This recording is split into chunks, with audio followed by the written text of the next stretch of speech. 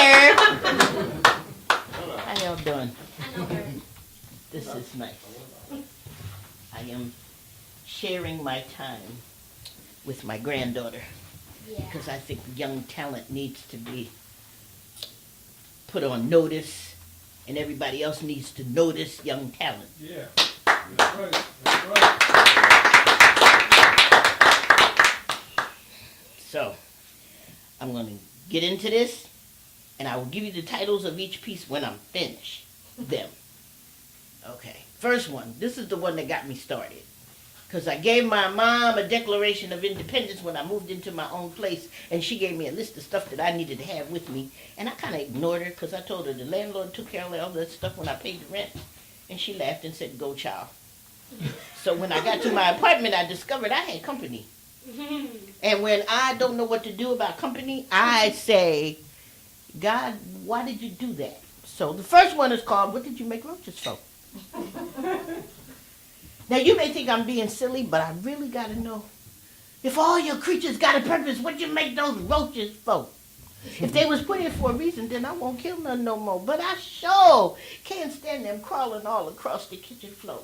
Whenever I turn my light on, they come out from everywhere.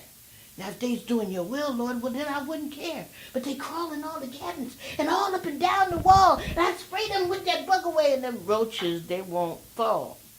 Now, if I'm not supposed to kill them, I need you to tell me so. So forgive my asking anyway. What did you make roaches for? This fight between me and them roaches got to end sooner or later, so I saved me up some money. And I called the exterminator. I don't want to do the wrong thing, but I got to ask once more before the dude comes to take them away. What did you make roaches for? Peace. Now, this particular poem unfolded while I was on the bus. You know how you see something and you just got to write it down like immediately? This was happening right in front of me, and it's called a silly short story. She saw two black men running. She rolled up her window fast. She saw two black men running, so she quickly stepped on the gas. She saw two black men running as fast as they could. No matter what that silly lady did, it just didn't do any good. The two brothers had gained on her car till there was one on either side, and the silly paranoid lady became extremely terrified. The two brothers were so close, they could have reached out to touch, but they ran past that silly woman and promptly caught the bus.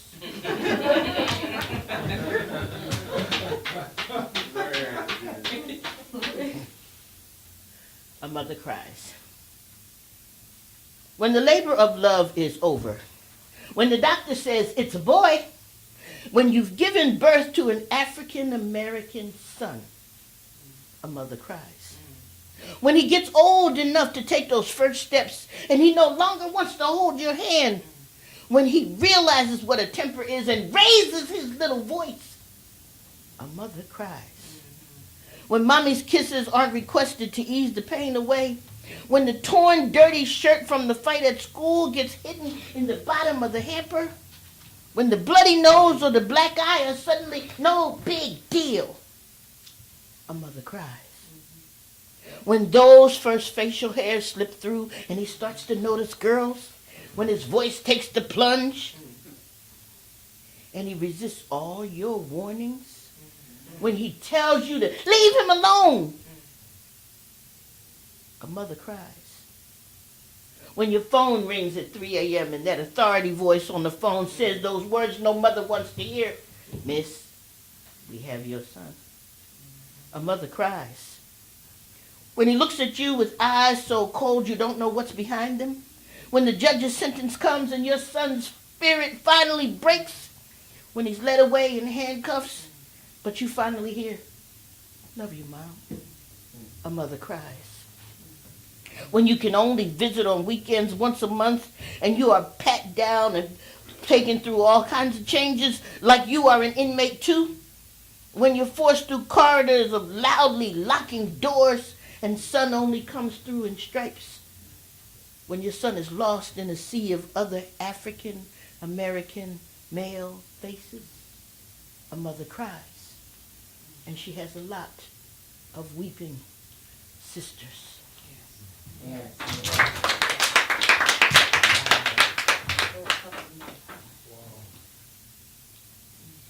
Apology to Reverend Dr. Martin Luther King Jr. We are so sorry, Dr. King. Some of us have forgotten how to let freedom ring. We see the nightmares around us and have decided not to dream. We name streets, parks, and schools after you, but forget to keep them clean. We use your birthday as a time to sing, dance, and clean up shop. But the plea that came from you was for the bigotry and hate to stop. We are truly very sorry, Dr. King.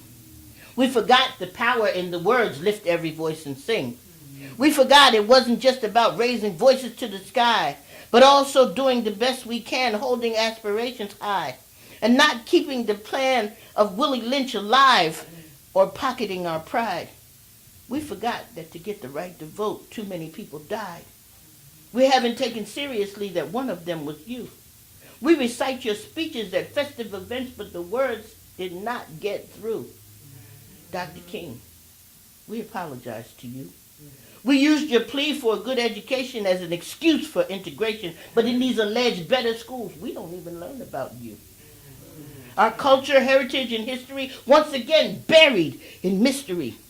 A high school senior once described you as that dude that marched down in D.C.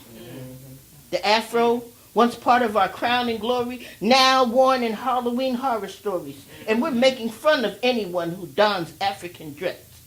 The N-word is used extensively, and black is said offensively. And the B word is the acronym for the Black Intelligence Test. Dr. King, I am so sorry someone said your dream was gone. We forgot about the ones who marched, were hosed and spit upon. You preach nonviolence, but the lost of us are killing one another. We call each other dog. We used to say sister and brother. Black men need jobs and housing, but the overworked solution is the new slavery called the state correctional institution. Dr. King, if you were living now, would you see your dream deferred, forsaken? Yes, we shall overcome, but first, we must awaken. Come on.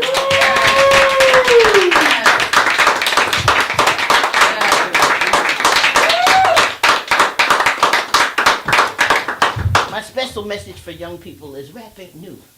Y'all don't own it. RAP is rhythm and poetry. It started way back in the 40s when DJs needed jobs. So excuse me if I borrow the rap for a minute to lay some education. And I need some assistance because back when we didn't have too many instruments, the drum was key. And since my drummer not here, y'all know how to pat your feet. And those of you who are not, those of you who are not arthritically challenged, all right. When it's time for us to study our history, there are those who want to treat it like a mystery. They only talk about slavery or civil rights, and they refuse to believe that we did anything nice. We learn of Dr. King or Frederick D., Malcolm X, Sojourner, and Harriet T. But when we want to learn of others and what they did, some have gone to great lengths to keep the real facts hid. We are a people of color who don't seem to know what we've already done or how far we can go. For years, we have had our self-esteem dented because nobody would tell us of the things we'd invented. So, I'm here today to set the record straight and tell you of some things that we have done today. We made the folding chair, the folding bed, and mailbox, the coin changer, window cleaner, and the first wooden clock. We made the horseshoe, the saddle, and the bridle bit, and to massage aching muscles, we made liniment. We made the lawnmower. We helped envelope seal. We made the gas burner and pads of stainless steel. We made a wooden clothes dryer to hang clothes up high. And the first helicopter so a man could fly. We made the street sweeper. We're the ones who cleaned the streets. And we invented the shoe just to protect our feet. The guitar for music, sweet as can be. And that player piano to keep it company.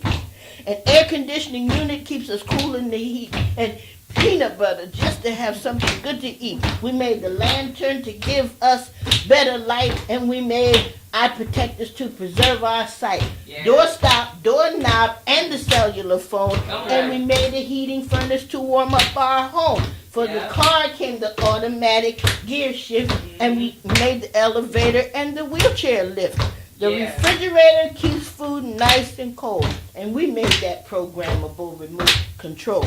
The video commander and the traffic light and a wrench so we could fasten things up real tight. We made the bicycle frame. We made the toilet too, and I'm relieved that we made that one, aren't you? The sugar refiner and the baby coach and an egg beater to serve our eggs more than poached. We made the fountain pen so we could write with ink. We made lotion and soap so we ain't gotta stink.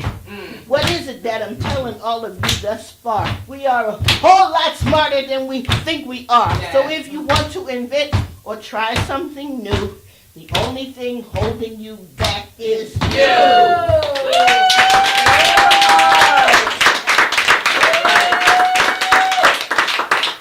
Okay, I'm ending with this one because I'm sharing my time with my granddaughter.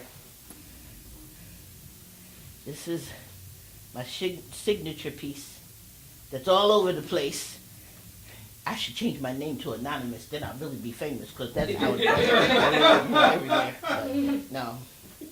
Anyway, God gave it to me. That's why I tell people that I committed my life to God, because I recognize that's where the gift came from. Because without it, I wouldn't be standing here. Absolutely. Lord, Lord, why did you make me black?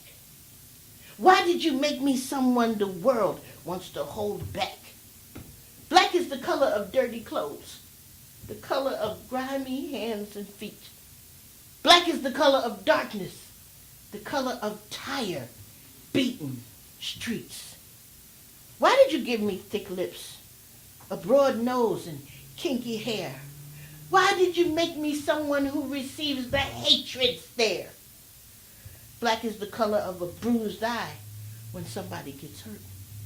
Black is the color of darkness. Black is the color of dirt. How come my bone structure's so thick? My hips and cheeks are high. How come my eyes are brown and not the color of daylight sky? Why do people think I'm useless? How come I feel so used? Why do some people see my skin and think I should be abused? Lord, I just don't understand. What is it about my skin? Why do some people want to hate me and not know the person within? Black is what people are listed when others want to keep them away. Black is the color of shadows cast. Black is the end of the day. Lord, you know, my own people mistreat me. And I know this just isn't right. They don't like my hair or the way I look. They say I'm too dark or too light. Lord, don't you think it's time for you to make a change? Why don't you redo creation and make everyone the same?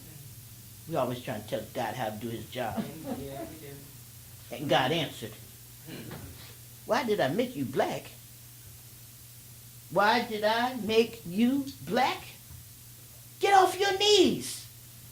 Look around. Tell me, what do you see? I didn't make you in the image of darkness.